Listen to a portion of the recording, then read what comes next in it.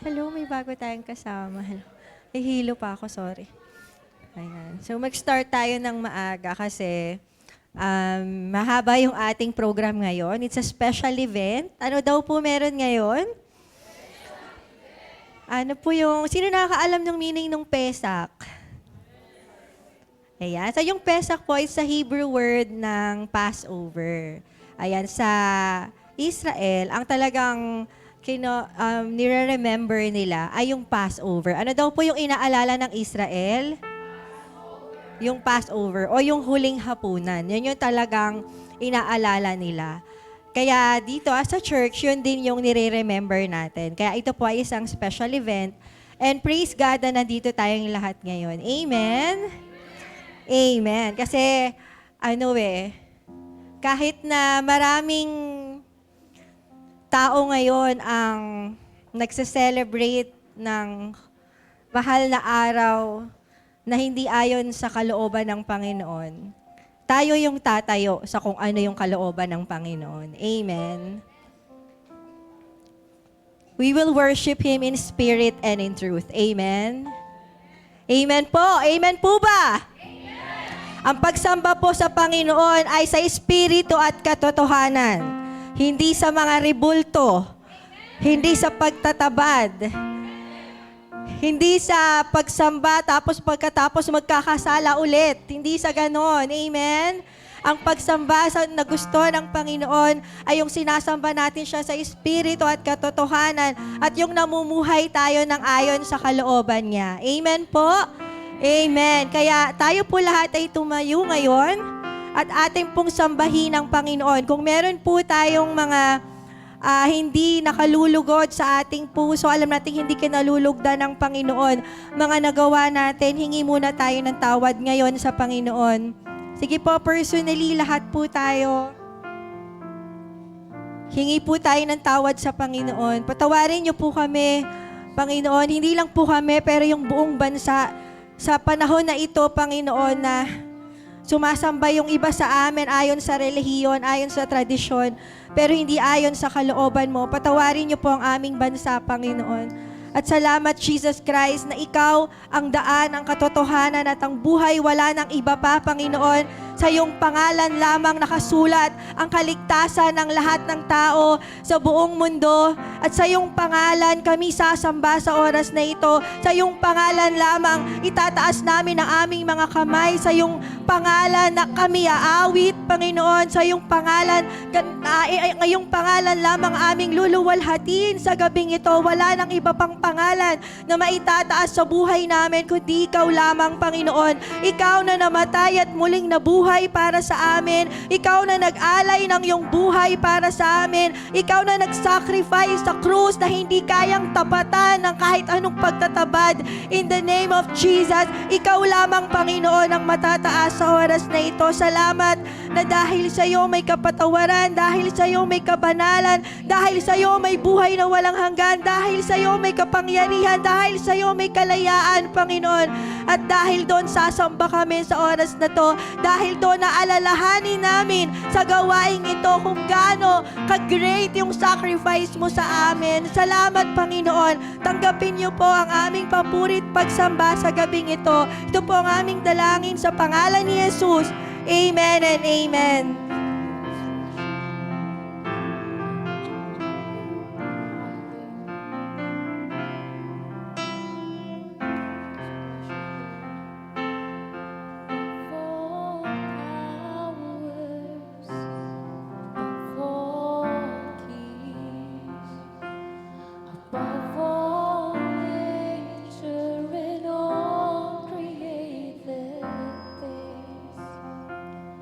Above all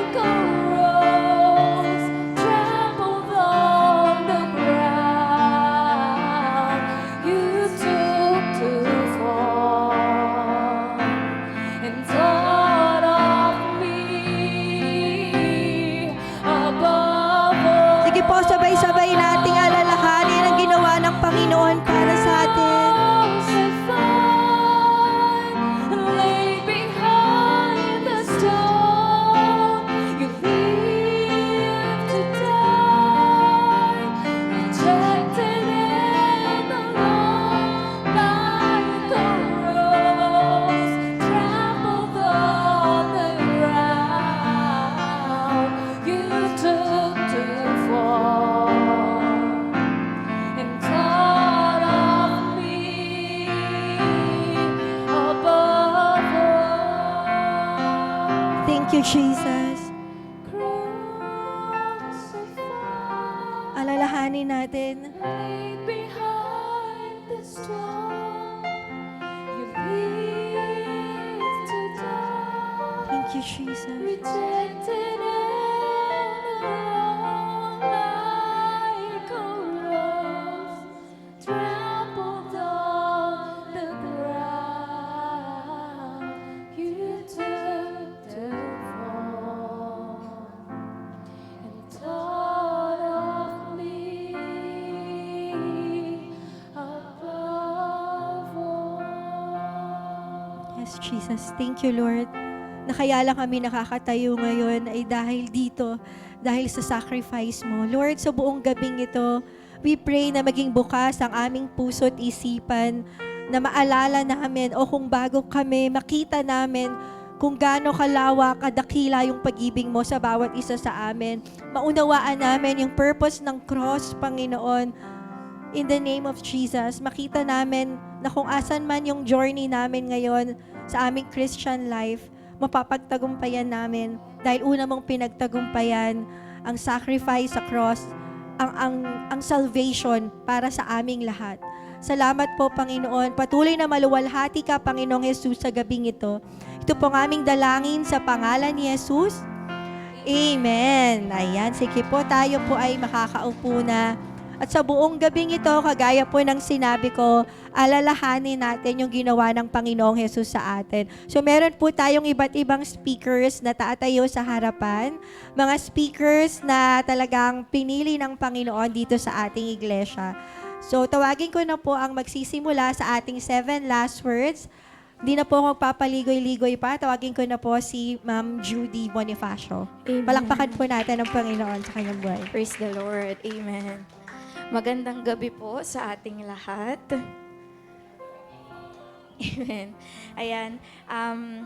Ang special lang nung araw na to kasi, ayan, nakikinig na po ba ang lahat? Sobrang special, ano? Dahil aalalahanin natin muli yung ginawa ng Panginoon. Ano nga ba yung 7 last words, di ba? Nung nakapako siya sa krus, ito yung mga huling salitang binitawan niya. And ano yung power nito sa life natin? Ayan, so,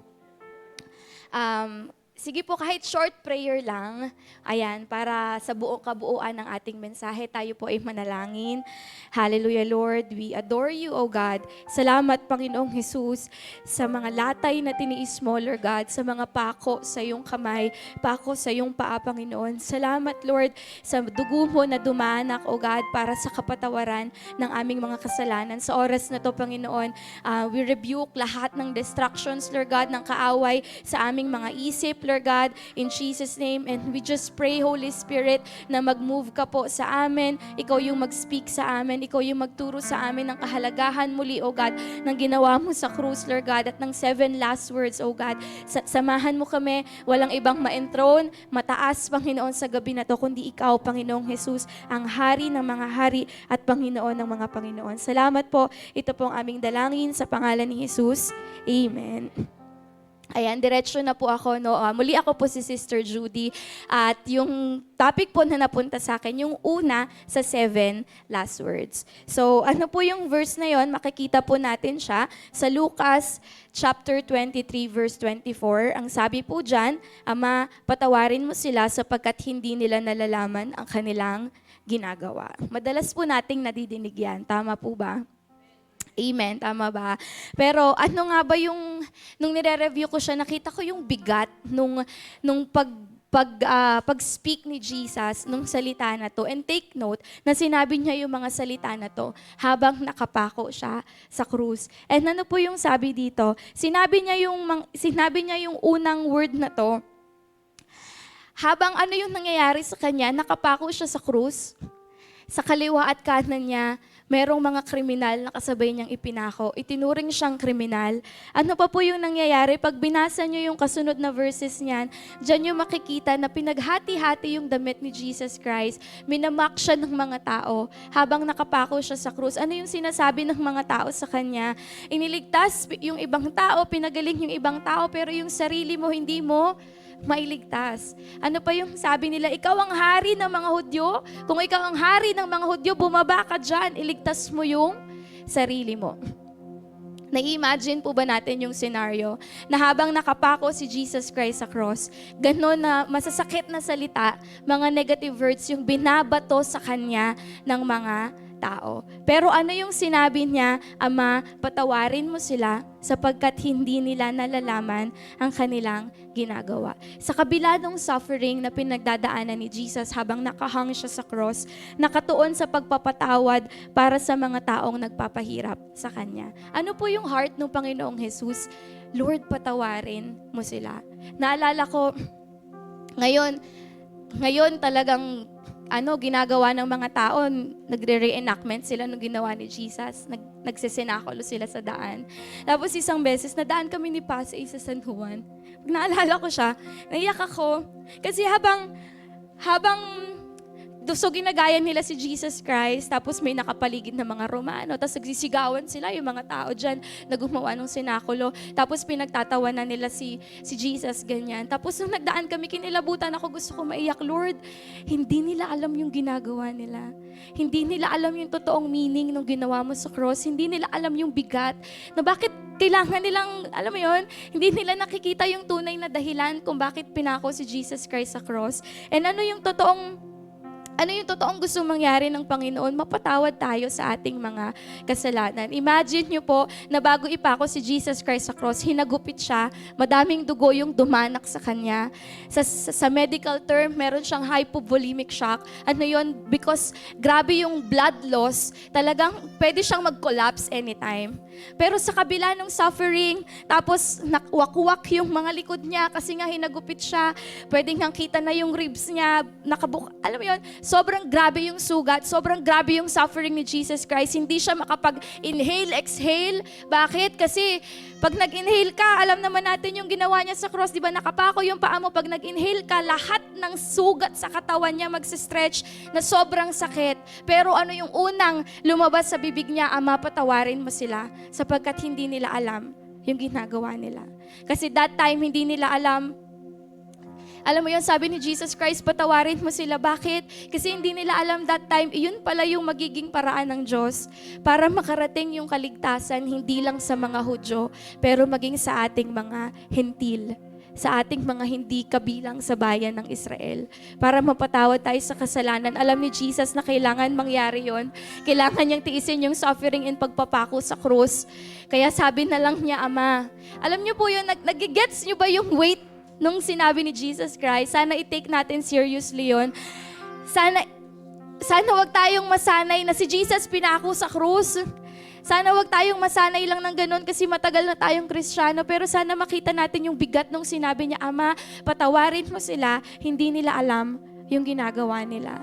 So sa atin, bilang application, kagaya ni Jesus Christ, if there are times na mayroon tayong suffering, pinakita niya sa atin na alam mo yon, pwede tayong magpatawad. Let us forgive one another. And ano pa yung isang nag-speak sa akin, dahil grabe yung sacrifice niya sa cross, talagang nag-intercede siya habang nakapako siya sa cross, patawarin mo sila. And dahil binigay niya sa atin yung forgiveness na yun, anong gagawin natin? Paglabas po natin dito, wag na tayong magkasala pa. Amen. Sin no more. Kasi ganun yung sufferings na pinagdaanan niya, ganun yung paghihirap na tiniis niya, para lang mapatawad tayo sa kasalanan natin. Ama, patawarin mo sila. At dahil napatawad tayo ng Panginoon sa mga kasalanan natin, sana po pahalagahan natin yung forgiveness na yon. Nagawa niya pa rin mag-intercede kahit hirap na siyang huminga para lang mapatawad tayo sa mga kasalanan natin. Amen. Amen. So I pray na, Lord, salamat po sa forgiveness. Salamat sa tiniis mo sa cross. And lalabas kami dito, nalalabanan na po yung mga kasalanan. Amen. Dahil pinagtagumpayan mo yun sa krus para mapatawad kami. Amen. So yun po yung una sa 7 last words. Sinatawagan ko po ang susunod na magtuturo si Brother Ezra.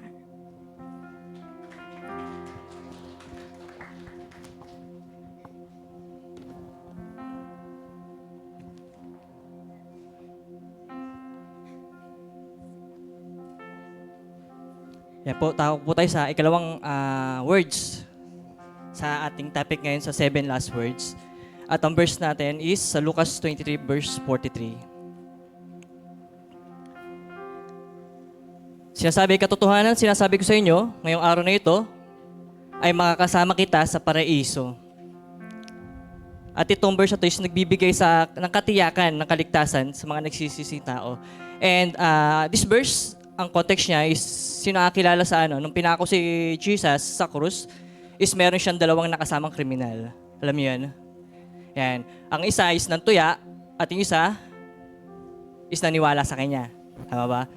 So, paano niya na-receive yung kaligtasan, na katiyakang kaligtasan? Pag-aaralan natin to, makikita natin yung buong context ng ginawa ng isang kriminal na matino.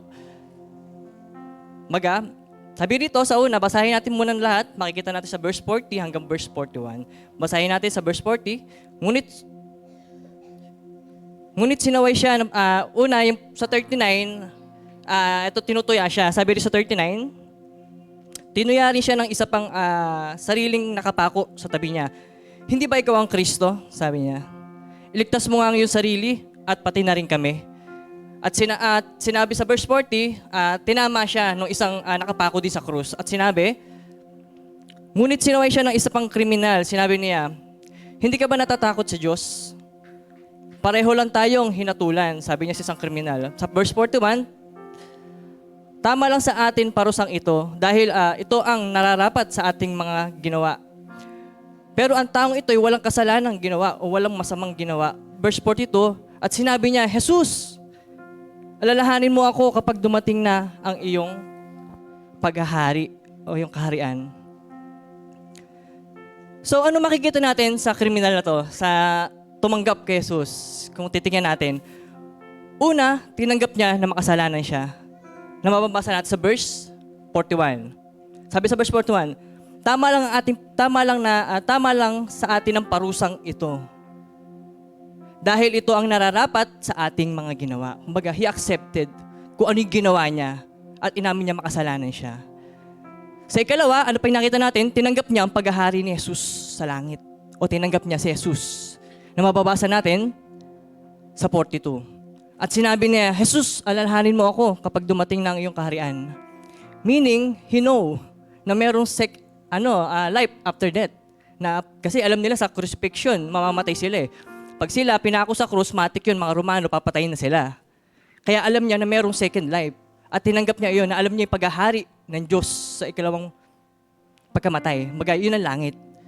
At tinanggap niya Jesus. At ikatlo, madalas kasi dito na humihinto yung tao. Sa ikalawa, tinanggap niya Jesus. Pero sa ikatlo, meron pa siyang ginawa. Makikita natin sa verse 40. Ngunit sinaway siya ng isa pang kriminal. Sinabi niya, hindi ka ba natatakot sa Diyos? Meron siyang ginawang bagay. Kasi ito madalas sinasabi ng mga tao mga dinadahilan nila, na pagiging faith, tulad nung sabi nila, ang faith lang, yung tatanggapin mo lang si Jesus. At lagi nilang hinahalimbawa, yung pinako sa krus. Wala namang ginawa yung pinako sa krus, tinanggap niya lang si Jesus. No, may ginawa siya. At mababasa niya yung sa verse 40, sinuway niya. Meron siyang ginawa, sinuway niya yung tao nang tutuya kay Jesus, tinama niya, kinorek niya. Kumbaga, nakita yung totoong pananampalataya sa kanya na hindi sa isip lamang, na merong gawa. Nauunawan po natin. At yun ang totoong pananampalataya. Sabi nga sa Santiago 2:14. Mga kapatid, anong pakinabang kung ang sinasabi ng isang tao na siya may pananampalataya pero wala naman siyang gawa? Maliligtas ba siya ng ganong pananampalataya? Hindi. Kaya hindi maliligtas ang pananampalatayang sa isip lamang. Tulad ng kriminal, tinama niya, kinorek niya, meron siyang ginawa. Meron siyang pagsisisi, pagtanggap kay Jesus, at may totoong pananampalataya siyang ginawa sa buhay niya. Kaya mga kapatid, maging tulad tayo ng kriminal, na wag lang tayo humistop sa number 2, na sa ikalawa lang, and gawin natin yung 3 bagay na yon, na alam ko mahirap, pero mas mahirap yung ginawa ni Jesus sa krus ng Kalbaryo. Mas mahirap yung pinagdaanan niya para saan? Para ibigay yung kaligtasan na nasa atin. Amen po ba? Kaya in-encourage ko ang bawat isa na tanggapin natin si Jesus bilang tagapagligtas. Humingi tayo ng kapatawaran at bigay natin totoong pananampalataya kay Jesus Kristo. Amen po. Lang po yung sa akin. At dumako na po tayo sa ikatlo na magtuturo na si Myra. Praise.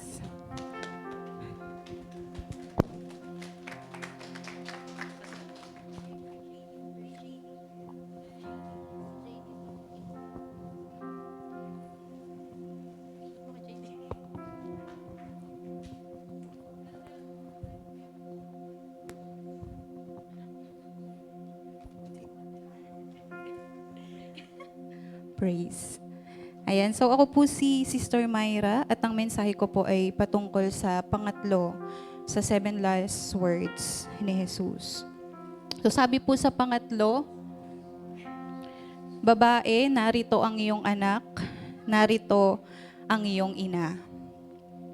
Ayan, at ang ating pong key verse ay nasa John 19 verse 26 to 27. So ito po yung story kung saan ito po ay nandun po sila sa lugar ng Golgotha kung saan ipinako po ang ating Panginoong Jesus at siya po ay malapit ng mamatay. So sabi po doon, kahit sobrang sakit na ang nararamdaman niya, iniisip pa rin niya ang kapakanan ng kanyang ina. So alam niya daw po ba, nung panahon daw po pala na yon, responsibilidad ng anak na lalaki na alagaan ng ina, lalo na kung wala na itong asawa. So dito makikita po natin, ano po yung makikita po natin sa mensahe po natin ngayon. Na bilang mga magulang, minamahal po natin at pinagmamalasakitan ng ating pong mga anak. At bilang mga anak, ganun din po dapat ang ginagawa natin sa ating mga magulang.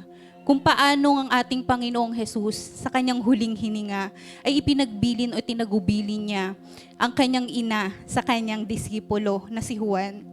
Kasi nga po, nung time na yun, sabi ko nga po, responsibilidad po talaga ng anak na lalaki na alagaan niya ang kanyang ina.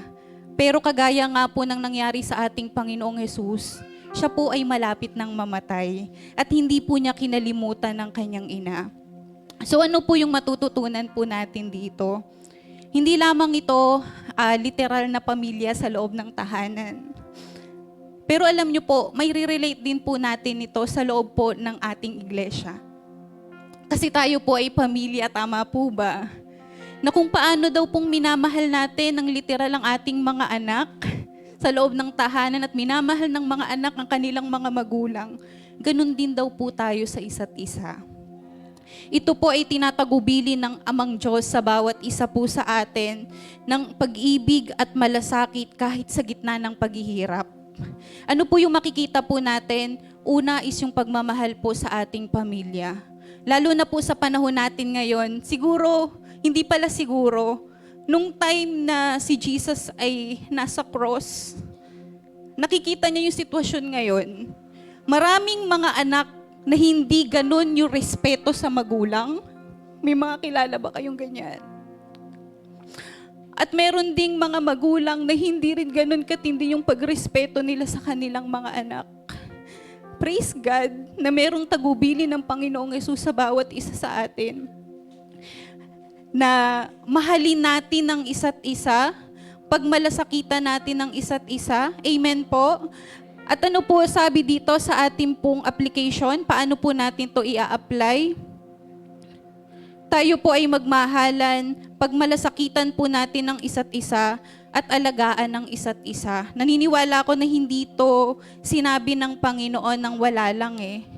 Ito po kung paanong ibinigay ng Panginoong Yesus yung buhay niya ng may buong pag-ibig, pagmamahal, at pagmamalasakit. Ganon din po yung gustong ibigay or gawin natin habang tayo po ay nabubuhay. Sa ating pong mga magulang, mahalin po natin ang ating mga magulang habang nabubuhay pa sila. Amen po. Tayong mga anak, ibigay po natin yung pinaka-the best sa ating mga magulang. At bilang magkakapatid sa pananampalataya, mga magulang sa pananampalataya, mga anak sa pananampalataya, magmahalan tayo. Ano pa? Pag malasakitan natin yung isa't isa, huwag tayong magsiraan. Alagaan natin yung isa't isa. Pataasin natin yung pananampalataya ng isa't isa. Amen po. Ayan, so yun po yung ating ikatlo. So tawagin na po natin ng susunod, si Sister JD.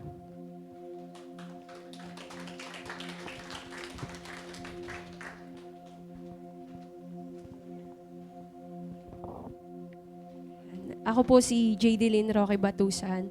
At ang mensahe ko po ay patungkol sa ika-4, sa 7 last word na, ayan, kung babasahin po natin, kinaumagahan, lahat ng mga pinunong saserdote at ang mga matatanda sa mga tao ay sumangguni sa isa't isa laban kay Jesus upang ipapatay nila siya. Kung babasahin natin yan sa Matthew 27:46, sinabi doon ni Jesus, Diyos ko, bakit mo ako pinabayaan? At ang konteksto po nito ay una, ay ang pagpapahayag ni Jesus ng matindi niyang paghihirap sapagkat siya ay dinakip, nilitis, pinahirapan at pinako sa krus. At ang ikalawang ay ang pagbanggit ni Jesus sa awit 22 na isinulat ni Haring David sa Old Testament. And 1,000 years ito bago maganap. Kung iisipin natin ng salitang Diyos ko, bakit mo ako pinabayaan? Pwede nating tanungin, tunay nga bang pinabayaan ng Diyos si Jesus noong mga panahong iyon? At maaring, bakit yun nasigaw ni Jesus? Mga kapatid, ito ay isang nakakagulat na maaaring tanong din para sa atin. Bakit sinabi ni Jesus ang ganong mga salita? Siya ay anak ng Diyos. Bakit tila pakiramdam niya, siya ay iniwan niya? Pero kung magiging tapat tayo, hindi ba't maaaring tayo rin ito at itanong din natin to sa Diyos? Kapag dumadanas tayo ng mga sunod-sunod na mga problema sa buhay natin. Kapag kami sakit, karamdaman tayong nararamdaman. Kapag nawala sa atin yung mga mahal natin sa buhay. Or minsan kapag nagdadasal tayo, pakiramdam natin, parang wala namang nagbago, parang wala namang Diyos na nakakarinig ng aking mga panalangin. Pero pwede din natin talagang sabihin, nasan ka, Diyos ko? Pwede natin tanungin yun sa Lord. Pero sa mga oras na yon at sa aking pag-aaral, yung mga punto na yon at oras na yon, naramdaman yun ni Jesus dahil lahat ng ating kasalanan ay nandun sa krus, kung saan naramdaman niya na siya ay nag-iisa dahil sa ating mga kasalanan. Kasalanan noon, kasalanan hanggang ngayon sa mga darating na mga tao na magkakasala pa. Iyon yung naramdaman ni Jesus noong mga panahon na yon. Na pakiramdam niya ay nag-iisa siya. At pinabayaan siya ng Diyos. Pero ano ba yung magandang balita dito? Na inako niya yon at isa yon para sa atin na may Diyos na si Jesus ay naiintindihan niya yung bawat pinagdadaanan natin. Amen? Hindi siya yung malayong Diyos. Sa krus, naranasan niyo yung sakit, tulad nga po ng sinabi ni Ma'am Judy, yung lungkot at pakiramdam ng pag-iisa. Ibig sabihin, kapag dumadaan din tayo sa madilim na panahon, hindi ka nag-iisa. Amen? Na may Diyos na nakaranas din ng pinagdadaanan mo. Amen? Pero hindi doon natapos ang kwento ni Jesus.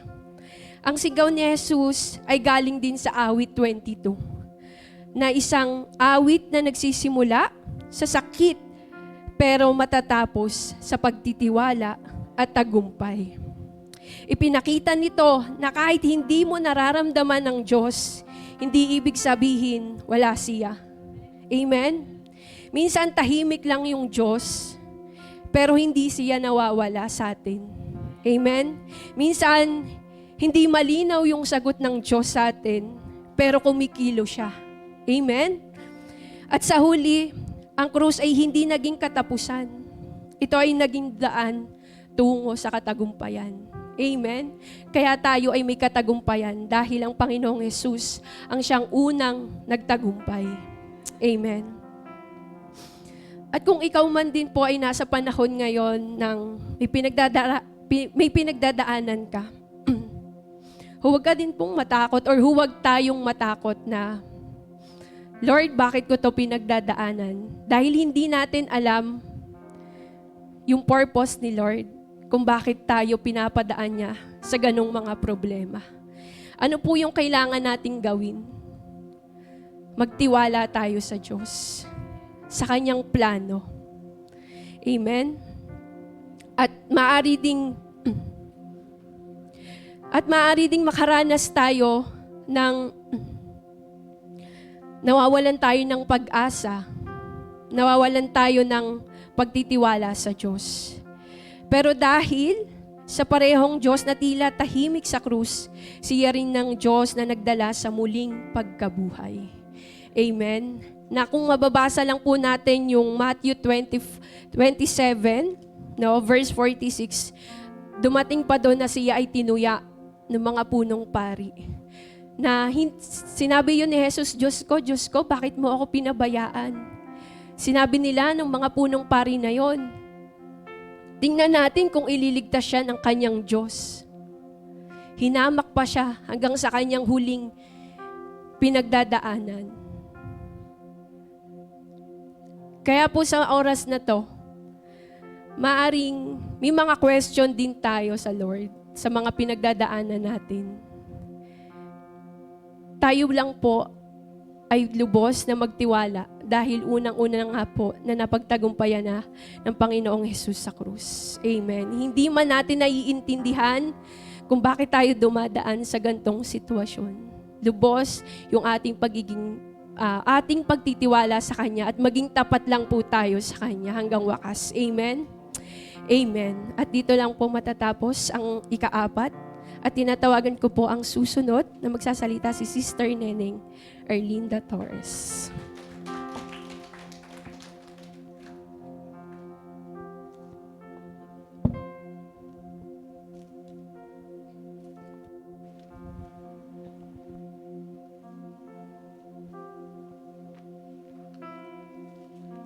Hallelujah.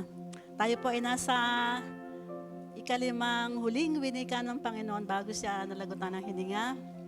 At nakikita po natin yung verse na yan sa 1:19 verse 28. Okay.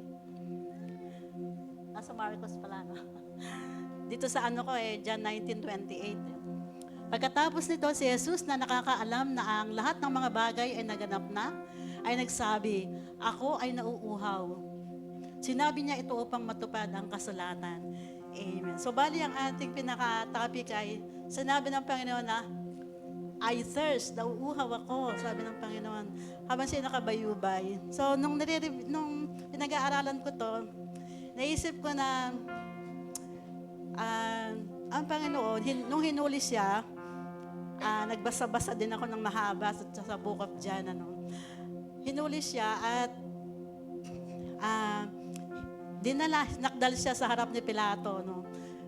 At hinatulan siya ng kamatayan. Kahit sabi nga doon wala namang makita ang kasalanan si Pilato kay Jesus. Balik-balik siya sa in front ng mga tao at saka doon sa kakausapin niya sa likod. Wala naman siya makita ang kasalanan pero hinatulan siya ng kamatayan. At sabi nga ni Ma'am Judy, bago siya pinako sa cross, pinahirapan muna siya. Nilatigo muna, hindi latigo sa mga Bible scholars. Yung nakita natin, napanood natin sa The Passion of the Christ, yung nakaganon siya. Kasi pala sa mga panahon na yon, ang pagpaparusa, kukuha sila ng isang malaking kahoy na parang putol, tapos iaakap na ganon, at saka agaganyanin ng parang yung ngayon, yung penitensya na, pero yung dulo nun, yung pang ganon, meron yung mga bubog. Talagang pag hinyagupit na ganon, makukuha yung laman pag binunot, kaya nakakalasog-lasog talaga yung katawan ng Panginoon. So after na ganon na nilatayan, pinagsusuntok, pinagtatadyakan, sinampal, niluraan, kinutya. Tapos ay pinagpasan pa siya ng krus. Hanggang sa pinako nga siya doon sa bundok ng Golgota. At nung nakabayubay siya, sabi nga niya, meron siyang sinabi sa ikalimang winika niya na, ako'y nauuhaw. I thirst, sabi niya. Ano makikita natin dito sa sa application niya, sinabi niya na uuhaw siya. No? Una, pinakikita dyan na talagang nag-suffer siya physically. Jesus suffered physically. Hindi siya drama-drama, hindi siya kwento. Talagang nangyari yan. Physical na nahirapan talaga, pinahirapan si Jesus. At sabi ko dito, try nating i-imagine, try to imagine what Jesus felt that time. Ano, isipin natin, ano, sa bagay napapanood natin sa Passion of the Christ, ano, pero pinapanood natin, pero kung i-internalize mo yan sa sarili mo, sobrang hirap talaga. Sobrang hirap yung dinanas ng Panginoon. Ano. Pero, naniniwala ako na kahit na Diyos siya, na nagkatawang tao, dun sa hirap na dinanas niya na yon, naiisip din niya na, bakit hindi naman nagtatanong, ano, sa loob niya din, meron din siyang hurts, ano, di lang physical hurt, kundi inward na hurt na yung mga tao na ginawan ko ng magaling, pinagaling ko, pinalayas ang demonyo sa kanila, binuhay yung mga patay, yung mga tao na pinaglingkuran niya. Yun din yung mga tao na nagsigawan na ipako siya sa krus. Ano? Patayin siya, di ba, sa harap ni Pilato, nagsigawan sila na ipako siya sa krus, ipako siya sa krus. So meron din, palagay ko, meron din siyang panloob na hurt. Kasi tayo, di ba, pagka tayo meron tayong sakit, meron tayong dinadanas physically or emotionally. Hindi lang talaga yung physical na sakit, kung minsan dahil sa pagtatanggol mo or dahil sa mga minamahal mo, nagkakasakit ka. Pero kasi meron ka ring emotional hurts. Hindi lang siya talaga physical hurt. Ano. So ang Panginoon, nag-suffer siya physically, pero meron din siya, I believe, meron din siyang emotional hurt. Naniniwala ba kayo? Amen. So, okay, dun sa verse, sa John 19, verse 28, ayun sinabi niya na, nung malapit na siya kasing mamatay talaga dyan, malalagutan na siya ng hininga. Pagka alam na ang lahat ng bagay ay naganap na, malapit nang matapos, sinabi niya, ako'y nauuhaw. Sinabi niya ito upang matupad ang kasulatan. Doon sa verse 29, sa John 19:28, verse 29, sinasabi dito sa notes ko na mayroon daw isang sisidlang puno ng suka. Kaya't naglagay sila ng isang esponghang basa ng suka sa isang tukod ng isopo at kanilang inalagay sa kanyang bibig. So yung sigaw niya na nauuhaw ako, ang tugon ng mga nasa ibaba ng mga sundalo ay nagsawsaw ng isang espongha sa banga ng suka at yun ang pinasipsip sa kanya. Di ba parang ang sakit-sakit pa din noon, ano? Sa halip tubig ibigay sa'yo, maasim na suka yung papasipsip sa'yo.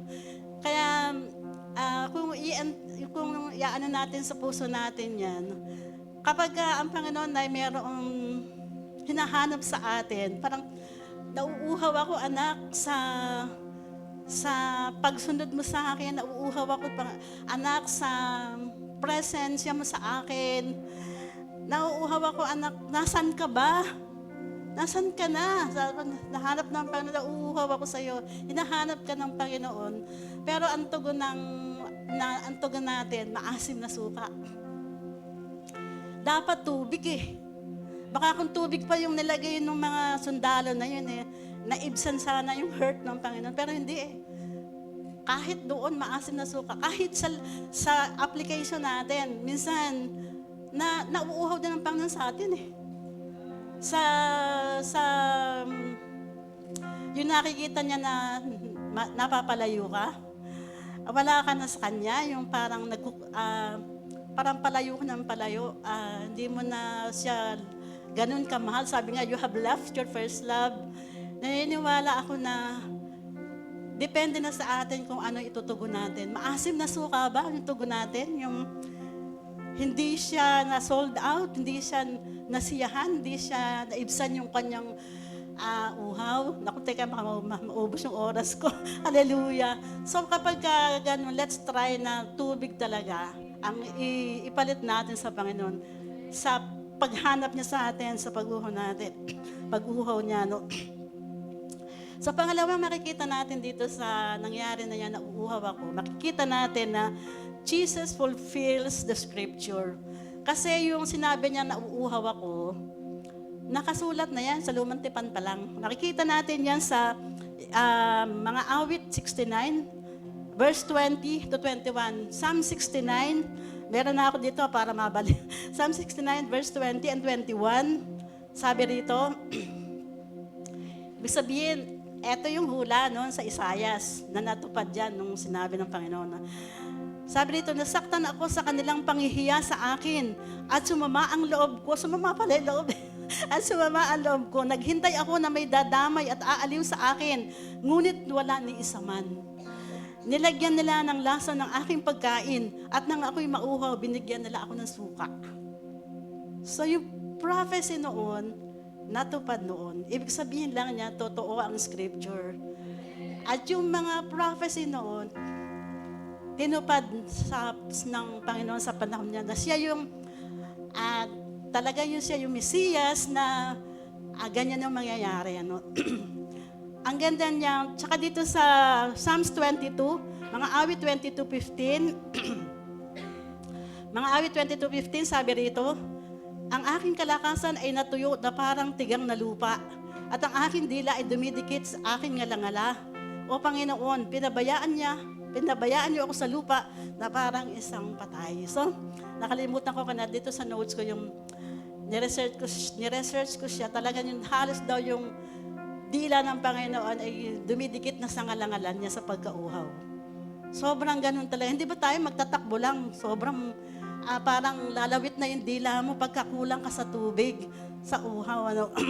So, ayun, hinula na yon doon pa lang kay Isaias. At natupad niya. So the scripture fulfills the prophecy. Ano. So pangatlo, dahil oras na, ano pa yung makikita natin? Pangatlo, sabi rito, Jesus provided for our thirst. Ang maganda rito, gagawin natin baligtad. Ano? Binigay na raw ni Jesus yung lunas para sa ating kauhawan. Tayo ba nauuhaw din sa Panginoon? Amen. Sabi rito, ano ang inalalarawan ng pagkauhaw na ito? Sabi rito sa notes ko, sabi, it was a spiritual presentation of our spiritual dehydration. Yun daw, physical na pagkauhaw ng Panginoon ay nagpapakita naman sa atin ng ating spiritual dehydration. Parang, di ba, pag dehydrated ka, kulang ka na sa tubig. So, yung nangyari sa Panginoon ay physical na pagkauhaw, pero sa panloob, talagang may panloob na dehydration din. Ano? Yung talagang, kumbaga sa tao talaga, yung sinasabi na pang nauuhaw ako, parang at the brink of death ka na, talagang sa sobrang hirap na dinanas mo at kalagayan mo, mapapatid na talaga yung hininga mo at gusto mo ng tubig. It was a need for someone to quench our thirst. Ano? Sabi, our need for someone to quench our thirst. Ano? Parang gusto mo na may pumatid ng uhaw mo, di ba? So yung kalagayan na, pagka tayo naman yung nasa kalagayan, halimbawa, i-apply natin sa sarili natin. Ako'y nauuhaw. Parang meron ka ring problema sa sarili mo. Meron ka ring kinauuhawan. Meron kang hindi makita sa buhay mo na gusto mong makita. At sumisigaw ka ng, kailangan ko nang magliligtas sa akin. Kailangan ko nang may tutulong sa akin. Ano? Of someone who will give us a water to live. Kapag tayo merong nararamdaman sa sarili natin na parang nag-iisa ka, gusto mo na may magbigay sa iyo ng lunas, ng tubig, ano? So, ano yung irony nito, no? Ang Panginoon, yung kapalit ng pagkauhaw niya sa atin naman, bibigyan niya tayo ng tubig na umaagos sa tubig. Dun sa John 4, yung sa appendix ni Pastor J nung linggo, yung eksena ng Panginoon sa Samaritanang babae di ba nag-uusap sila na sabi ng Panginoon, pwede ba akong makiinom kasi naupo siya dun sa balon na kung saan sumasalok yung babae. Pwede ba akong makiinom? Pero sabi ng babae, basahin ko nga rito, sandali na lang po anong sabi. Sinabi ni Jesus sa babae, John 4 verses 10 to 14, sinabi ni Jesus sa babae, kung alam lang ang ipinagkakaloob ng Diyos, kung alam mo lang ang ipinagkakaloob ng Diyos, at kung sino ang nakikiinom sa iyo, baka ikaw pa ang manghingi sa akin para bigyan kita ng tubig na nagbibigay buhay, sabi rin sa babae. Sinabi ng babae, malalim po ang balon at wala kayong pang-igib. Saan po kayo kukuha ng tubig na nagbibigay buhay? Sumagot si Jesus, ang lahat ng umiinom ng tubig na ito ay muling nauuhaw. Pero ang sino mang iinom ng tubig na ibibigay ko ay hindi na muling mauuhaw. Kahit ang tubig na ibibigay ko ay magiging tulad ng isang bukal sa loob niya na magbibigay ng buhay na walang hanggan.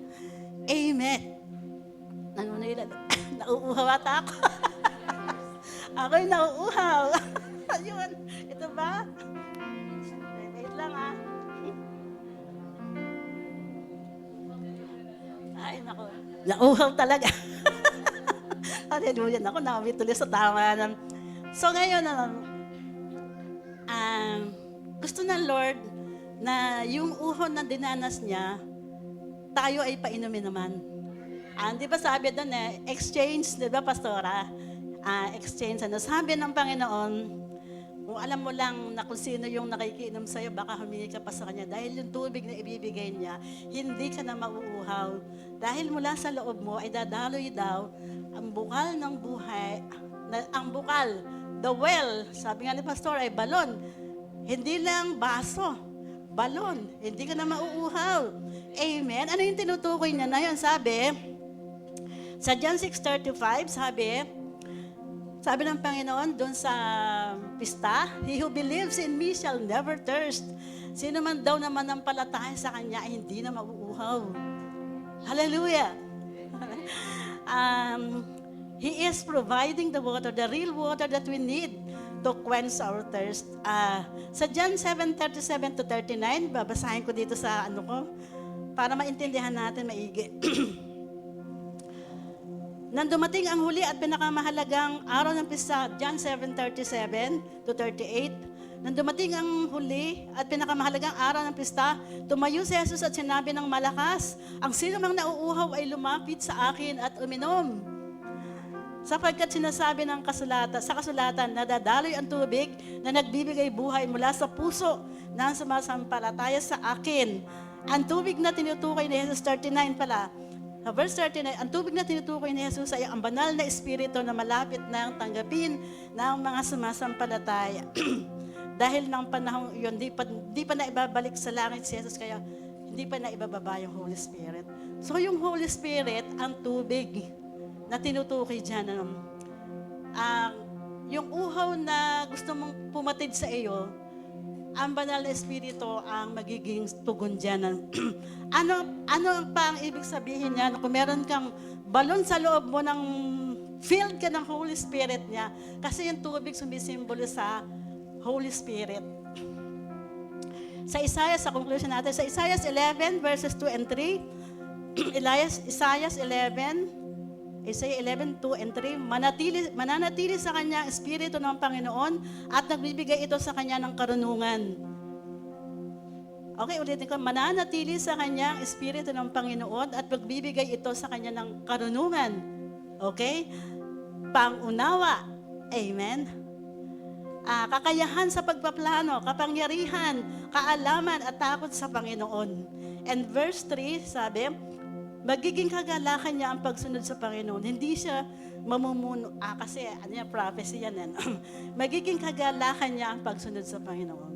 So pag meron tayong Holy Spirit sa loob natin, yun yung bukal Kapag filled ka ng bukal, ng tubig ng buhay, meron ka raw na karunungan, bibigyan ka ng karunungan, pangunawa, kakayahan sa pagpaplano, kapangyarihan, at kaalaman. Hindi ka na mangangapa at magtatanong. Kasi yung Holy Spirit, yung tubig na kailangan natin. Amen? So, nauuhaw ba tayo sa Panginoon? Amen. Ang Panginoon kaya nauuhaw sa atin? Ano ba ang tutugon natin sa Panginoon sa uhaw niya? Makukwens yung thirst ng Panginoon, mapapatid yung uhaw niya kung magbibigay tayo ng buhay na tama at kalugod-lugod sa Kanya. Amen. At siya naman, handa siyang magpadaloy sa atin ng kapangyarihan niya na hindi ka na mauuhaw forever. Amen. Haba. Susunod po si Ate Kat.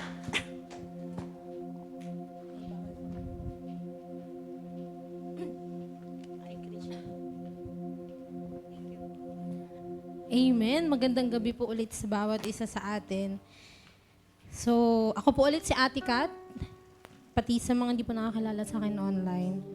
Ayan, yung pang-anim po, na pang-anim sa 7 last words ni Jesus ay naganap na or it is finished. So, sa Greek word po ay tetelestai. Ayan. So, sabi sa Juan 19 verse 30, pagkatanggap ni Jesus ng alak, sinabi niya, naganap na. Iniyuko niya ang kanyang ulo at nalagot ang kanyang hininga. So ano po yung ibig sabihin ng naganap na? So ano po yung context ng buong John 19? Kung nabasa po natin yung konteksto ng buong John 19, nandun po na pinakita na si Jesus ay hinatulan, di ba? Siya ay ipinako sa krus. Ano pa? At alam niyo po, habang binabasa ko to, bakit kaya ako hindi, habang nung nilalatigos siya, sinabi niya, naganap na. Pwede naman, di ba? Tama ba? Habang nilalatigos siya, kasi ang dami ng dugong lumabas sa kanya, eh. Pwede naman niya sabihin, naganap na. Pero hindi niya pa rin sinabi. Tama ba? Tama ba? Ano pa? Pinahirapan siya, pinagtawanan siya, pinasan niya yung krus, pero sinabi niya ba naganap na? Hindi po. Kailan niya yun sinabi? Nung siya ay malapit ng malagutan ng hininga. Sabi nga ni tita, yung nung sinasabi niyang I thirst, uhaw na si Jesus, sobrang dehydrated na niya, sobrang hirap na siya, sobrang pagod na niya. Tapos, nakapako siya sa krus, di ba? Kung naalala nating lahat, pag tinatopic sa atin yon, sobrang hirap huminga para kay Jesus habang siya ay nakapako sa krus. Tama po. And then at that moment, doon niya sinabi na naganap na. So ano po yung ibig sabihin nun? Ang ibig sabihin nito, yun na yung pinaka-climax or sukdulan ng kanyang misyon sa lupa. So sa Greek word nga po ay tetelestai. Saan po ito ginagamit? Ito ay ginagamit noon sa mga utang. Sino po dito may utang? Di ba? Amen.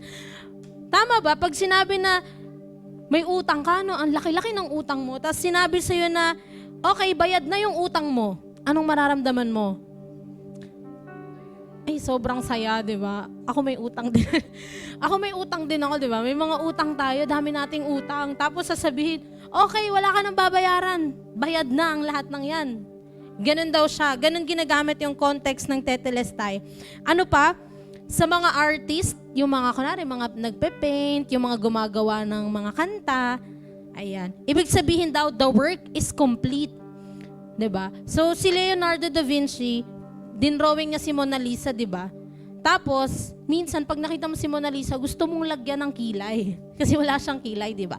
Pero kasi, para kay Leonardo da Vinci, yung artwork na yon is complete. So, hindi ka na pwedeng magdagdag. Kahit gusto mong drawingan ng kilay, kilayan ko nga si Mona Lisa. Ayan. Kasi, ano daw, the work is complete. Wala nang pwedeng idagdag. Ano pa? Sa military, ayan, sa military naman, ginagamit din ang salitang tetelestai para sabihin that the mission is accomplished. So, kunwari, merong hostage, naligtas na yung hostage. Ibig sabihin, mission accomplished. Lahat ng yon. At sa sacrifice naman, ito ay ginagamit upang sabihin that the offering is acceptable. At yung ginawa ni Jesus na yon, lahat pong yon, kaya nung sinabi niya, it is finished, ibig sabihin, the debt is paid. Ang utang ay nabayaran. Yung utang ng mga kasalanan natin ay nabayaran na. Amen po. Ano pa? The mission is complete. The work is complete. Amen? it is fully accomplished. Lahat ng yun bayad na. He has won the victory through the cross. Alam niyo po, ano yung nakakalungkot? Nakikita natin, kanina pagpunta namin dito, sobrang na-traffic kami kasi ang daming puon na nakapila, may prosesyon. Tapos sobrang daming naghahampas dugo, nagpapasa ng krus. Habang nasa tricycle, nalulungkot ako. Kasi tapos na tinapos na ni Jesus Kompleto na yung kaligtasan ng bawat isa sa atin. Hindi nyo na po kailangan gawin yung mga bagay na yan. Kasi kompleto na, wala ka nang pwedeng idagdag, tapos na. Amen po, kahit na anong pagpepenitensya po natin, hindi niya nan madadagdag yung ikaliligtas mo kasi tapos na. Wala ka nang dapat idagdag Tama ba? Kompleto na. Amen po. Ayan, sa mga taong nanonood. Hindi nyo na po kailangan yung gawin. Ginawa na ni Jesus yon para sa ating lahat. Dahil mahal niya tayo hanggang sa huli niyang hininga, pinagdaanan niya yon mula sa Garden of Gethsemane hanggang sa krus, kung saan siya ay nakabayubay. Pinagdaanan niyang lahat ng yon para masabi, your debt has been paid. You are free to go. Malaya ka na. Amen po. Amen. Pero may tanong po ako, ang ibig sabihin ba ng naganap na ay automatic ka ng ligtas? Tinanong ko kasi yan, Lord, kung pala it is finished, it is complete, it is fully accomplished, bakit may kailangan pa kaming gawin? Ba't kailangan ko pang magbalasik, Lord? Ginawa mo na pala lahat. Sino nag-isip niyan? Ako lang ba? Sino nakakapag-isip niyan? Lord, di ba we are saved by grace? Niligtas mo kami, ginawa mo sa krus, lahat tapos na. Pero ba't may kailangan pa kaming gawin? Ba't kailangan pa kaming mag-charge? Ba't kailangan pa kaming umattend ng core group? Ba't kailangan pa namin mag-tithes, mag-share the gospel? Di ba kompleto na nga yung ginawa mo sa krus? Tama po, sino nagtanong niyan? Ako lang talaga. Ayan. Di ba po, minsan natatanong natin yan at ayan yung mga sinasabi ng iba na hyper grace, na wala na silang dapat gawin. Totoo po. Ano po yung ibig sabihin nun? What Jesus finished is the work of salvation. Yung gawa ng kaligtasan, the way for us, yung daan para tayo ay ma-reconcile sa Diyos Ama. Yun yung ginawa ni Jesus. Yung binayaran niya, yung kasalanan natin. Tama po ba? Ang ginagawa natin is not adding to salvation, but responding to salvation. Amen po. Yung ginagawa natin para sa Panginoon, hindi natin sinasabi na kulang yung ginawa mo sa krus. Sinasabi natin, mahal kita Lord, nagpapasalamat ako sa iyo kaya ako to ginagawa. Amen. Ano po yung mas madaling example? Mayroong bumili ng bahay para sa iyo. Yes, sarap yata nun, no? Yung hindi binabaha, may bumili ng bahay para sa iyo, fully paid, binigay sa iyo. Hindi mo binayaran, hindi ikaw yung nagtayo. Tama ba? Wala kang ginawa, binigay lang sa'yo. Pero, anong gagawin mo? Kailangan mong tumira doon at kailangan mong alagaan yung bahay na yun. Tama po ba? At yung part na yun, yung pag-aalaga ng bahay na yun, yun yung response natin sa ginawa ni Jesus na finished work. Amen po, yung salvation na ginawa natin. Sabi dito, works are proof, not payment. Yung ginagawa natin, pag-share ng gospel, pag-disciple, lahat ng ginagawa mo para sa Panginoon, hindi yan kabayaran para sa kasalanan natin. Pero yan ay patunay na ikaw ay sumusunod sa Panginoon na totoo ang pananampalataya natin sa Kanya. Amen po. We don't work to complete salvation. We live because salvation is already complete through Jesus Christ. Amen po. Amen. And gusto ko lang pong iwan sa inyo yung verse na to. Ang ganda po nito sa salin ng NLT, Philippians 2 verse 12. Sabi po dito, Dear friends, you always followed my instructions when I was with you. Ito po si Paul, no? Sinasabi niya to sa church ng Philippians. And now that I am away, it is even more important. Ngayon daw na malayo siya, mas importante to. Sabi niya, lagi niyong pinapakinggan yung instructions ko sa inyo kahit para sa inyo. Ngayon na malayo ako, ito ay mas importante. Ano yung sunod niyang sinabi? Work hard to show the results of your salvation. Obeying God with deep reverence and fear. Verse 13, for God is working in you, giving you the desire and the power to do what pleases Him. Amen po. Paano natin to i-apply sa buhay natin? Paano natin lalakaran? Kasi ginawa na ni Jesus inopen niya na yung way for us. Lalakad na lang tayo. We are already victorious. Amen po. Napagtagumpayan niya na lahat yan. Ano na lang yung kailangan mong gawin? Lalakaran mo na lang yan. Lalakaran mo na lang yung ginawa ni Jesus para sa atin sa pamamagitan po ng balasik. Number one ay pagbabalasik. Balasik ay pangalan lang yan na ginawa natin para madalian tayong makabisado. Pero po lahat ng yan ay nakasulat sa Bible. Makikita po natin yan lahat sa Bible. Amen po. And Ephesians 2:8-9, di ba, we are saved, hanggang 10, we are saved, by grace through faith. Bakit daw sa verse 10, for good works? Kaya tayo niligtas ng Panginoon. Amen po. Kaya nakumpleto lahat ng yon, hindi lang para sa atin, pero maging para sa ibang mga tao din. Amen po. Amen. Kaya wag po tayong malungkot. Hindi mo na kailangan dagdagan yung ginawa ni Jesus sa cross. Mga kapatid, yan po ay kumpleto na. Lalakaran mo na lang. Amen. We have to live righteously sa harapan ng Panginoon. Amen po. Sabihin mo sa katabi mo, magbalasik na tayo. Amen po. Dahil lahat ng yan ay finished work of Christ. Tapos na yung part ni Lord. It's your part na. Amen? Amen po. Amen. And tawagin po natin, yun lamang po, tawagin po natin yung huli sa 7 last words, si Sister Krisha. Amen.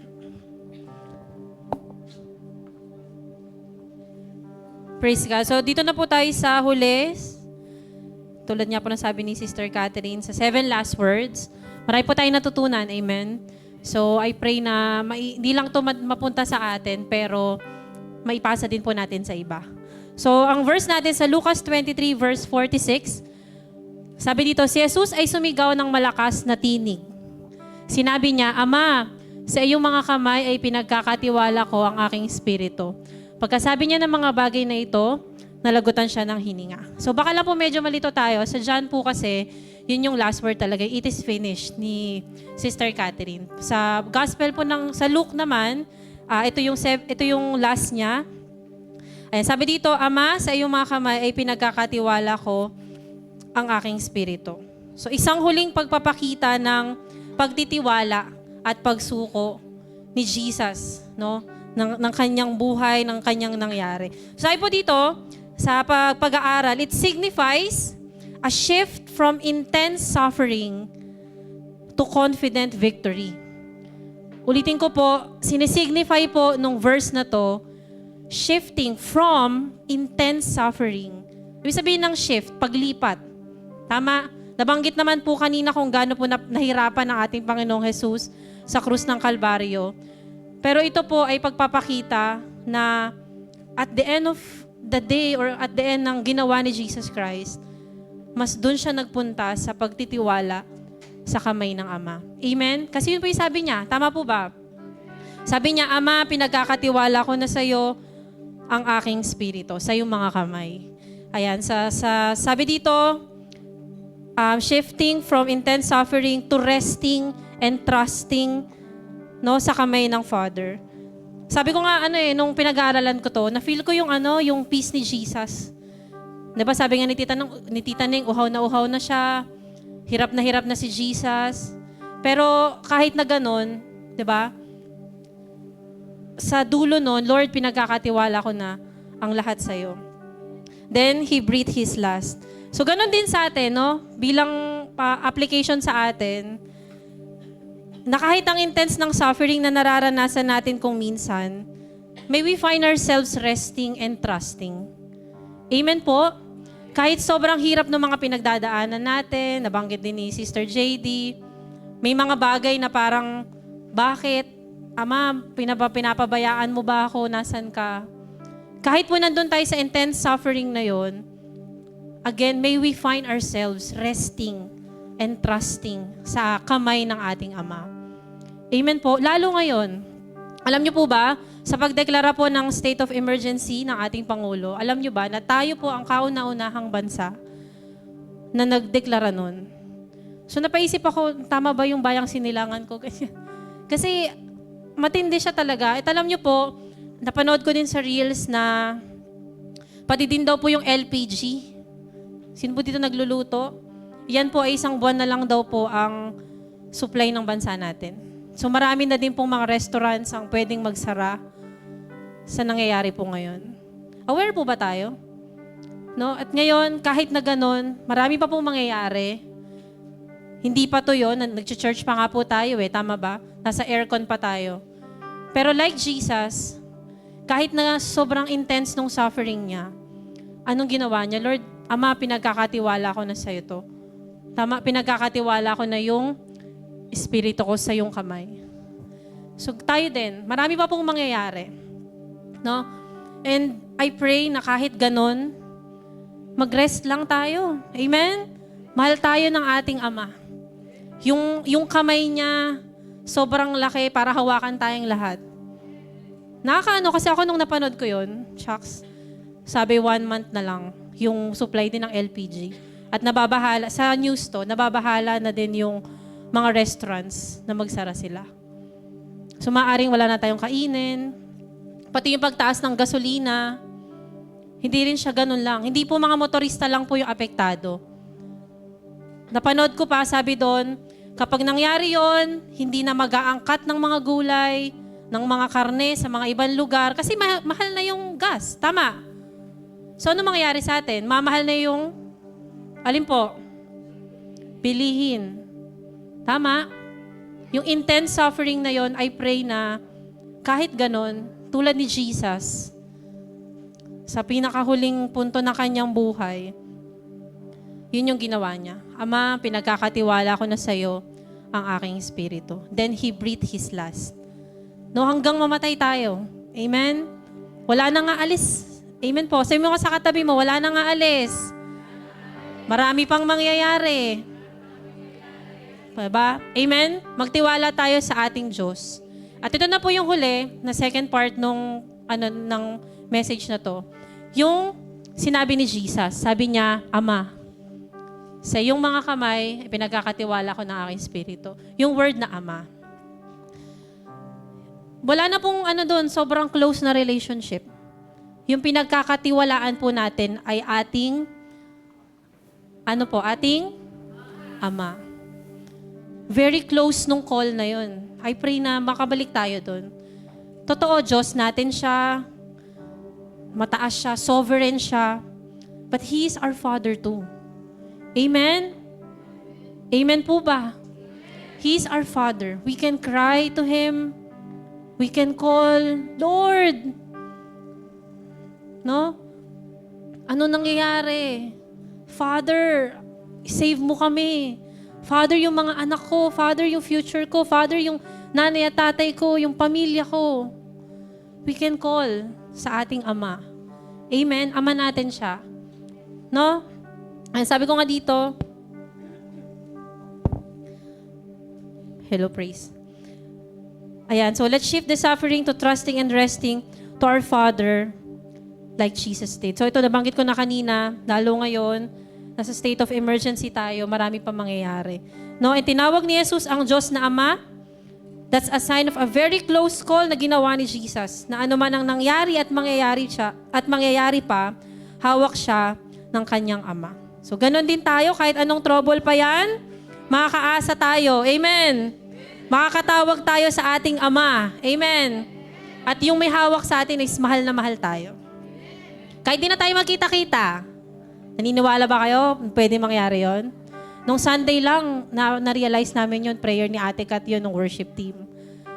Na hanggat may gawain pa, attend tayo. Kasi nung Sunday, nagbago tayo, tama? Though hindi natuloy yung interruption ng power. Pero that time will come. Amen? Hindi na tayo magkikita-kita. So, kung saan man tayo iwanan nun, tawag tayo sa Father natin. Amen? At kahit ang intense ng suffering, kahit ano pa yung mangyari, ipagkatiwala natin ang lahat. Yung buhay natin sa kamay ng ating Ama. Amen po. John 1 verse 12, subalit ang lahat ng tumanggap at sumampalataya sa Kanya ay binigyan niya ng karapatang maging mga anak ng Diyos. So dahil sa pagtanggap natin kay Jesus, we can call, tayo ay may relasyon na talaga sa Diyos bilang Ama. Yan. And I believe Jesus was died in quiet and peace that time. No? Kahit na, ito ko na i-end, kahit na ang titindi po ng mga shinare ng mga nauna nating speakers. That very moment na, Father, in your hands, I commit my spirit. I trust in you. No? I believe nung namatay siya doon, may peace siya. And masaya siya, syempre, kasi sabi nga doon, nag-reunite din sila ni Father. No, tayo din, alalahanin natin itong mensahe na to. Amen po? So, yun lamang po.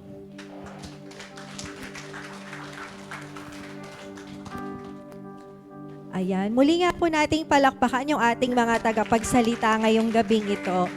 Maraming salamat sa muling pagpapaalala sa sakripisyo ng Panginoon. And talagang nakita natin pinag-aralan nila, ang dami ring fresh revelations, no?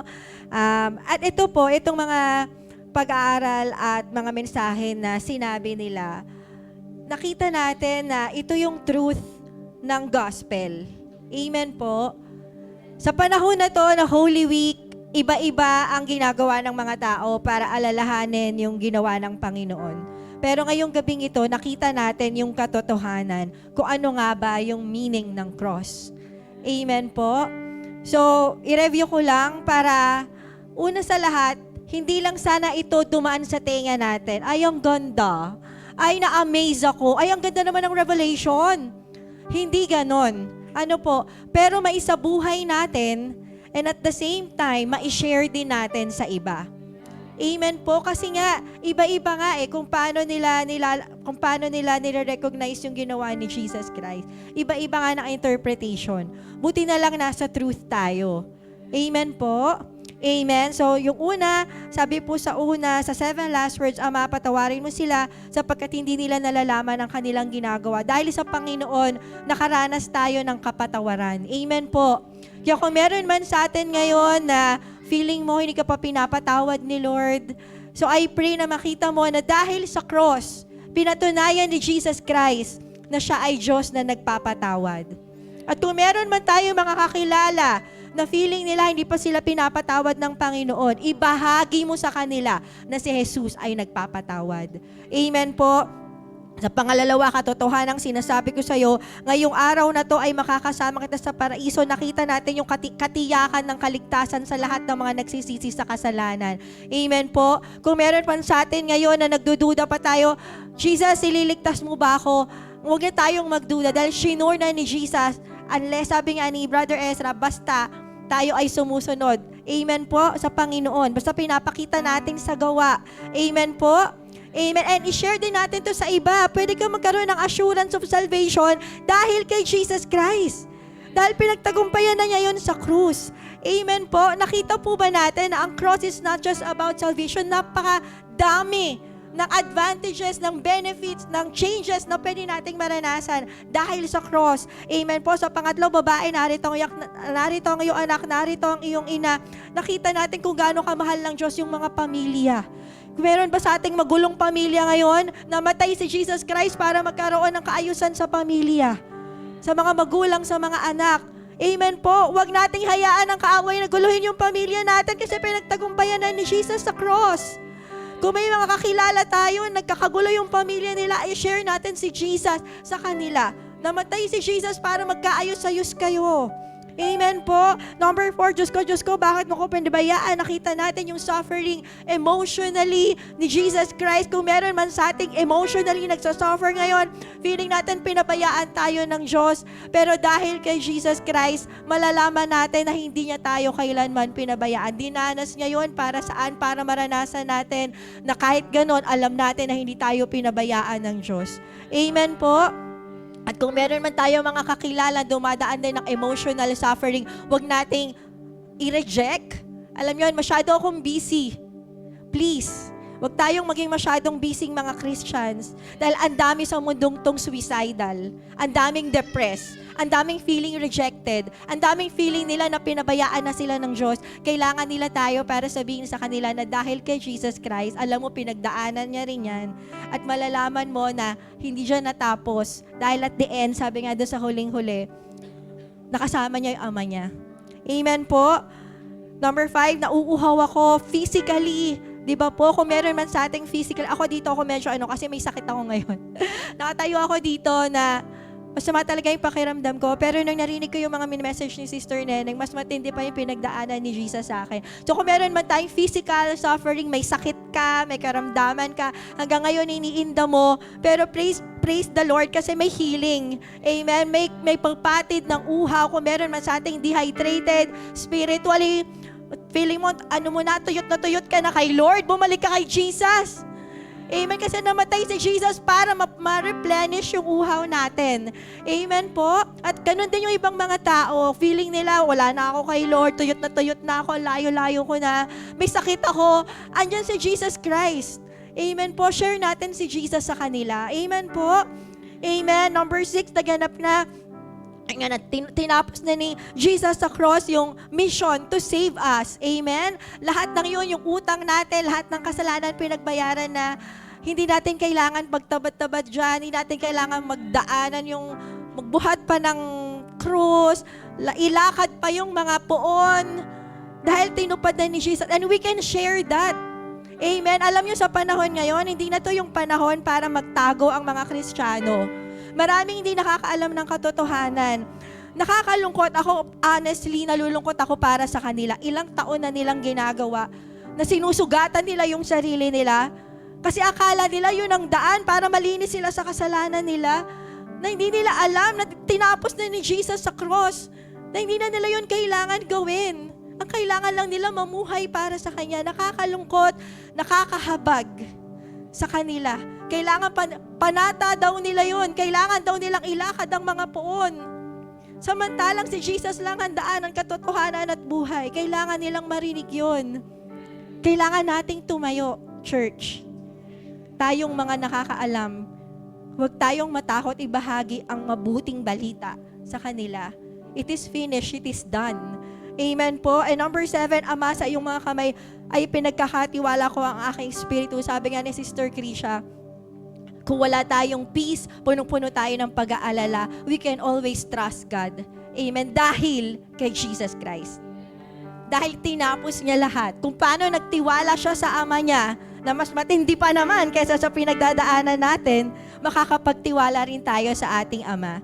At kung mga may kakilala tayo, naguguluhan sila, may anxiety sila, umiinom sila ng mga gamot para lang maayos yung mga utak nila, ipakilala natin si Jesus Christ sa kanila. May freedom from anxiety, from stress, dahil kay Jesus Christ. Amen? So lahat po ng ito, and actually there's more pa Alam nyo yan. Limited lang yung pinag-aralan natin kasi 10 minutes lang. Kaya na-amaze ako sa mga speakers natin na for 10 minutes na i-share nila yung talagang point nung 7 last words, and we believe there's more dahil kay Jesus Christ. Amen po?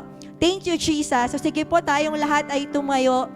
At sa oras pong ito, sige po, hindi na po tayo magpapanood ng passion kasi alam ko naman na alam natin to, yung sacrifice ni Jesus. Pero ngayon, ang sinasabi sa akin ng Panginoon, saan tayo mag-focus?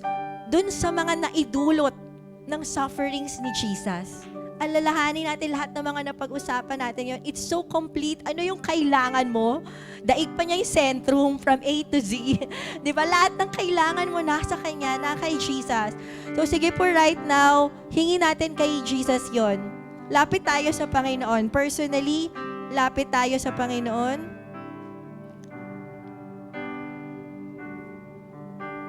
Ano yung kailangan natin sa mga yan? Kailangan natin ng kapayapaan, kailangan natin ng kagalingan, kailangan natin ng kagalingan sa ating puso, kailangan natin ng kaligtasan, ng assurance of salvation, kailangan natin ng kapatawaran, kailangan natin ng lahat ng hingi natin. matatanggap natin dahil kay Jesus Christ. At panghawakan natin. Dahil tinapos na ni Jesus Christ lahat sa krus ng Kalbaryo, mararanasan natin ang lahat ng ito. Thank you, Jesus. Thank you, Jesus. Thank you, Jesus. Awitin po natin. Thank you for the cross, Lord. Thank you, Jesus.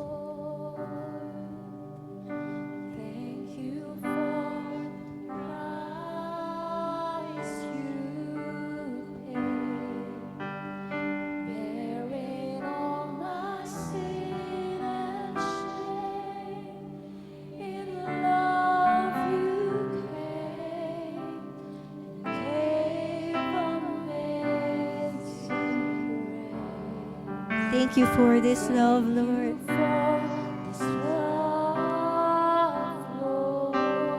Thank you for your nail-pierced hand.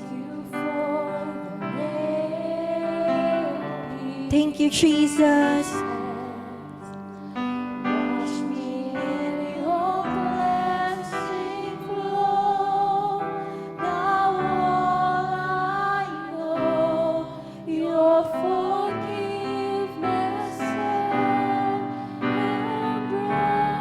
Sige po, sambahin natin ang Panginoon. Salamat, Jesus.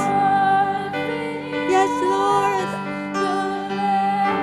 You are worthy of our worship.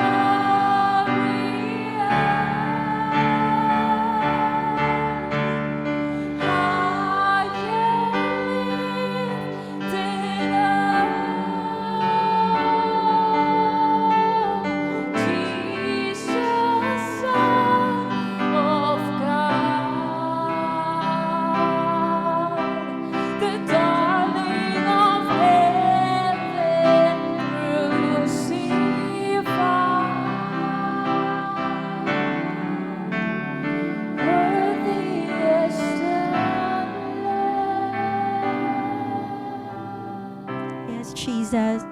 You are worthy, O God. Sa oras pong ito, patuloy naming inaalala yung sakripisyo mo sa krus ng Kalbaryo. At dahil doon, naranasan po namin ang lahat ng ito. Sa oras pong ito, patuloy naming, kagaya ng sinabi mo sa iyong salita, patuloy naming aalalahanin ang sakripisyo mo, kung saan inalay mo ang iyong katawan, kung saan inalay mo ang iyong dugo para sa amin. Sa oras pong ito, tayo ay magkakaroon ng communion. Yan, pakidistribute na lamang po yung ating communion materials. Kasi ito po ay inahabilin talaga ng ating Panginoon. Pwede pong paki-flash yung Matthew 26 to 28. Actually, ito pong Last Supper ay galing sa Passover. Alam nyo naman na to, pero para lang maalala natin na si Jesucristo, yung tupang inihandog sa time ng Passover, sa time ng Exodus, siya yung tupa na walang kapintasan at yung dugo niya, yung pinahid sa pintuan para makaligtas ang bayan ng Israel sa anghel ng kamatayan. At sa ngayon, yun din ay sumisimbolo sa ginawa ng Panginoon para sa atin, na yung katawan niya, yung dugo niya ay dumanak para makalaya tayo sa kamatayan at maranasan natin yung buhay na walang hanggan. Thank you, Jesus.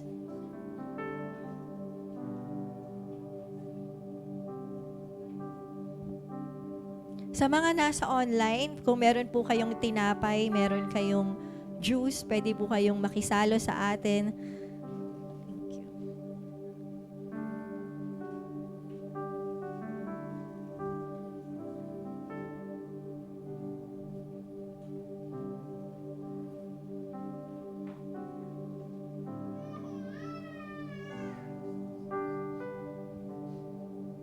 Habang binibigyan po yung iba, personally, pwede po tayong magpasalamat sa Panginoon. Salamat, Panginoong Jesus, personally sa kaligtasan na ginawa. Naranasan ko dahil sa iyo. Salamat, Panginoon. At i-claim natin na lahat ng mga hiningi natin kanina nung nanalangin tayo ay mararanasan natin dahil kay Jesus Christ. Amen. Bago tayo, habang namimigay pa po yung ating ushering, gusto ko lang ipag-pray yung bawat isa. Lord, I pray right now, I rebuke doubt and unbelief in the name of Jesus. Lahat ng mga lies na nilalagay ng kaaway against sa'yo, against sa pagmamahal mo, against sa power ng cross, Lord God. Sa oras na to ay we rebuke them in Jesus' name, Lord God. We pray na magkaroon ng faith ang bawat isa to believe the power of the cross, Lord God. Na lahat ng mga napag-usapan namin kanina ay maaari naming maranasan dahil sa sacrifice mo sa cross. In the name of Jesus, I pray for faith to rise up sa oras na to dahil dito lang talaga kami makakalaban sa lahat ng nangyayari ngayon through our faith in you alone, Jesus Christ. And we believe na yung faith na yon ay hindi lang basta nananampalataya sa isip, pero nakikita sa aming mga gawa. Magagawa namin na magpatuloy hanggang sa huli dahil yung pananampalataya namin ay nasa iyo, Panginoong Jesus, na namatay at muling nabuhay, nag-alay ng iyong buhay para sa amin. In Jesus' name. Thank you, Lord. Basahin po natin yung Mateo 26:26. Sabi po dito, habang sila'y kumakain, dumampot si Jesus ng tinapay at matapos magpasalamat sa Diyos ay pinaghati-hati niya yon. Binigay sa mga alagad at sinabi, kunin ninyo ito at kainin. Ito ang aking katawan. Sige po, sabay-sabay nating kainin ang tinapay.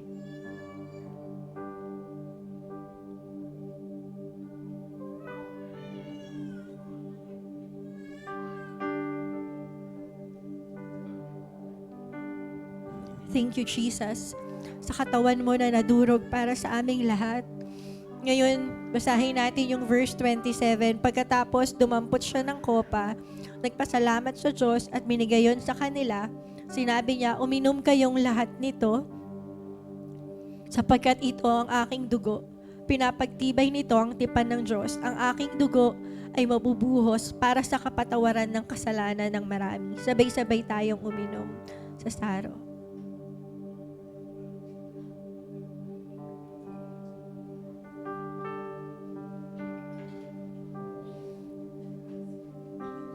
Pwede po ba tayong magkaroon ng quiet time saglit?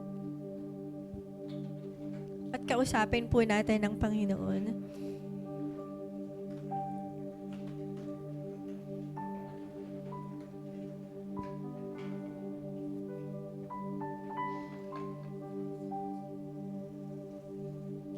Kung meron man sa atin na gustong mag-renew ng commitment mo kay Lord, feeling mo na layuan na kay Lord, gusto mong ibalik yung pagmamahal mo sa Kanya, yung paglilingkod mo, o kaya gusto mong higitan pa, pwede natin yung sabihin sa Panginoon.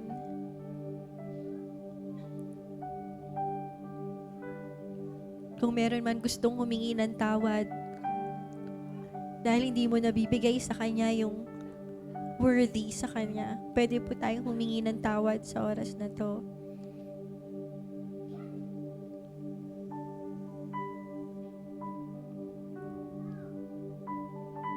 Kung meron mang gustong maglingkod like never before, pwede mong hingin yung power sa Kanya through the Holy Spirit para bigyan ka ng kakayanan na maglingkod na higit kaysa sa dati.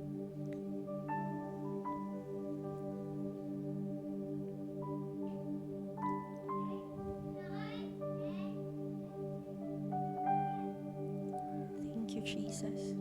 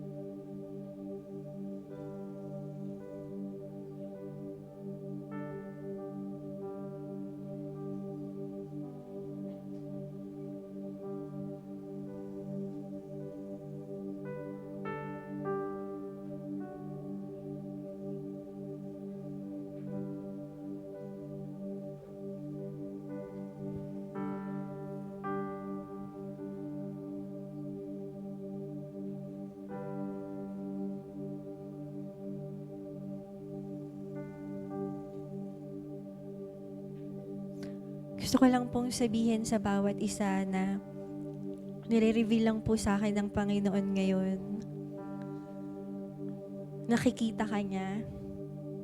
Nakikita niya yung desire mo na maglingkod sa Kanya. Kahit na nagfe-fail ka, nakikita niya nagtatry ka pa din.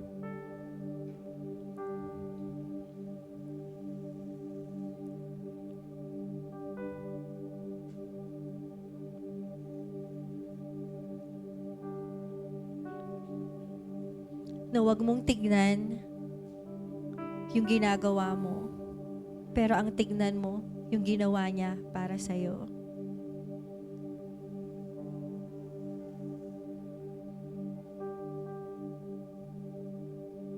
Kung sa'yo lang,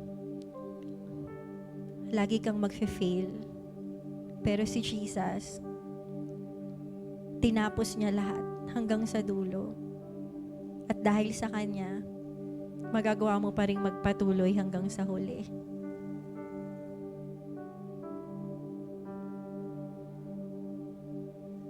Stop looking at your past. Stop looking at what you've done.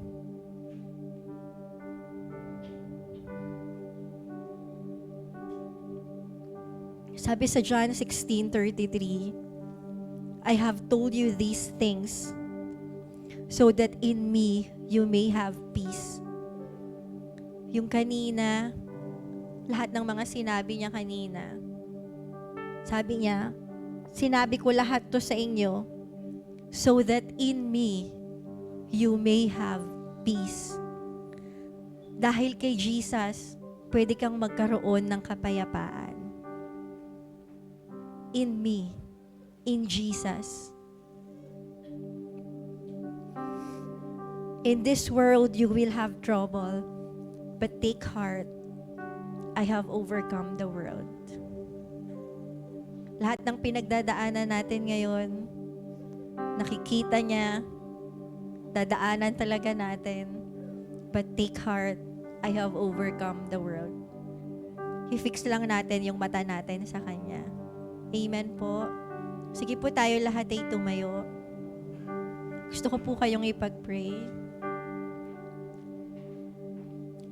Jesus, I pray sa oras na to, salamat na nakikita niyo po, Father God, Holy Spirit, yung pinagdadaanan ng bawat isa. I cut anumang bandages yung meron sa past, Lord God. Yung mga hindi sila makalaya, Panginoon, na version ng sarili nila in the name of Jesus. And I pray, Lord, as they put their eyes on you, Panginoon, makalakad sila forward in the name of Jesus. Malakaran nila, makita nila yung sarili nila na sila ay pinili mo, na sila ay niligtas mo. Makita nila yung sarili nila na sila ay tinawag mo, Panginoon. At makita nila yung sarili nila na kaya nilang mag-move forward dahil sa'yo na pumili sa kanila. I pray for them to be overcomers, ano man yung pinagdadaanan nila ngayon, Panginoon, makapagtagumpay sila. Makita nila lagi na lahat ng ito ay dahil sa'yo na nasa kanila. Patuloy na mag-glorify ka sa buhay ng bawat isa. Bilang isang sheep, bilang isang niligtas, at bilang isang shepherd na nagliligtas din ng iba. Madatnan mo po kami, Panginoong Jesus, na tapat sa'yo. Madatnan mo kami na may mga latay man kami. Meron man kaming mga sugatang puso. Meron man kaming mga sugatang katawan. Pero hindi mo kami dadatnan na higit pa sa ginawa mo para sa amin. Kaya madatnan mo kami na kahit ganito kami, ang mga kamay pa rin namin ay nakataas sa'yo at nagpupuri sa'yo. Marami pong salamat, Panginoong Jesus, sa iyong pag-ibig sa bawat isa sa amin. Manatili kami sa iyong mga bisig hanggang sa pagbabalik mo sa pangalan ni Jesus. Amen and amen. Thank you, Lord. Ayan. So, dito po natatapos ang ating PASAC special event. And I pray na ma-apply natin to paglabas natin. Amen po.